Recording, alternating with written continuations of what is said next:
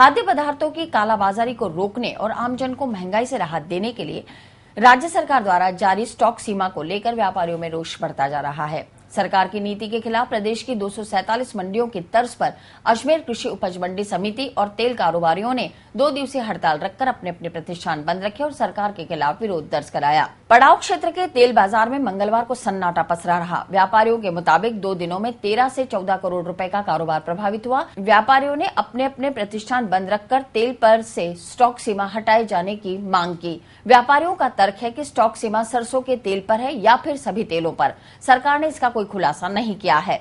ऐसे में व्यापारियों के खिलाफ सरकारी अधिकारी कार्रवाई के नाम पर उन्हें परेशान कर रहे हैं।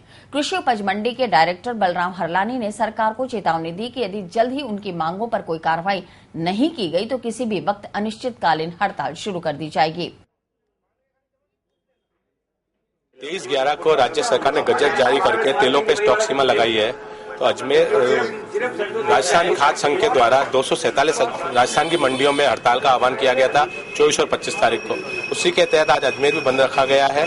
और इसमें जो गजट जारी हुआ इसमें एक तो ये क्लैरिफिकेशन नहीं है कि सिर्फ सरसों तेल पे स्टॉक सीमा लगी है या समस्त खाद्य तेलों पे लगी है। और जो स्टॉक सीमा है वो भी कम है। 2 दिन है, आज और कल। अब देखते हैं कल अगर सरकार हमारी मांगों पे क्या ध्यान रखती है, नहीं तो फिर आगे भी अनिश्चितकालीन जारी रहेगी। एक और जहां भारत स्वच्छता अभियान को लेकर केंद्र और राज्य सरकार भरसक प्रयास कर रही है और देश का हर आदमी प्रधानमंत्री नरेंद्र मोदी के इस अभियान में बढ़ चढ़कर भाग ले रहा है, वहीं अजमेर की जिला कलेक्टर भी जिले को शौच मुक्त बनाने के लिए गंभीर प्रयास कर रही हैं।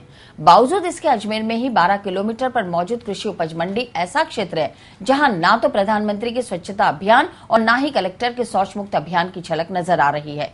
किसानों के जीवन और रोजी रोटी से जुड़ी इस कृषि उपज मंडी की बदहाली अपने आप पर खुद आंसू बहा रही है। मंडी के बाहरी और अंदरूनी हिस्सों में साफ सफाई को लेकर बड़े बड़े आदर्श वाक्य लिखे हुए हैं, लेकिन यहाँ के प्रबंधन को इससे कोई वास्ता नहीं।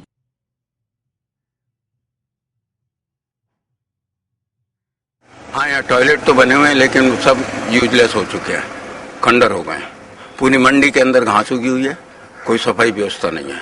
पूरे बारदाने चारों तरफ फैला हुआ है, खाद्य सामग्री उनसे खराब होती है। यहाँ पे सुलभ कॉम्प्लेक्स बने हुए थे, उनकी हालत खराब हो गई है, कोई उनमें घुस नहीं सकता। चारों तरफ गंदगी है और घास उगी हुई है, खंडर हो रखे हैं पड़ने की जैसी स्थिति में। सरकार की योजना तो मंडी में तो नाम मात्र की क्या बिल्कुल भी नहीं है। मंडी में लाखों रुपए की लागत से बना सुलभ शौचालय बनने के बाद से आज तक खोला नहीं गया। शौचालय के गेट पर लगा ताला खुद यहाँ के अधिकारियों की कार्यशैली की पोल खोल रहा है। प्रधानमंत्री ने पूरे भारत देश में स्वच्छ भारत अभियान चला रखा है। उसमें हमारा ये कहना है कि माननीय मुख्य प्रधानमंत्री जो है वो तो बहुत अच्छा काम कर रहे हैं, मगर नीचे के जो अफसर हैं उनका कोई इस स्वच्छ भारत से लेना देना नहीं है। और लगता है कि यहाँ जैसे प्रशासन है ही नहीं। मंडी समिति में हमारे यहाँ 15 दिन से पर्दा लगा हुआ है कि इसकी सफाई होगी, मगर आज तक कोई झाड़ू नहीं लगती है, यहाँ कोई सफाई नहीं होती है। और जो भी यहाँ शौचालय बने हुए हैं वो बिल्कुल टूट गए हैं। नहीं तो अब खुले में आम किसान को, आम पब्लिक को खुले में शौच के लिए जाना पड़ता है। आश्चर्य की बात तो यह है कि मंडी में चारों ओर फैली गंदगी की शिकायतें करने के बाद भी किसी अधिकारी ने ध्यान देना या निरीक्षण करना भी मुनासिब नहीं समझा। माननीय जिलाधीश महोदय कम से कम खुद आके ये देखे, जो कलेक्टर के पास में 7 किलोमीटर में ये मंडी बनी हुई है ना, वो खुद आके देखे कि यहाँ एक भी शौचालय ढंग का नहीं है।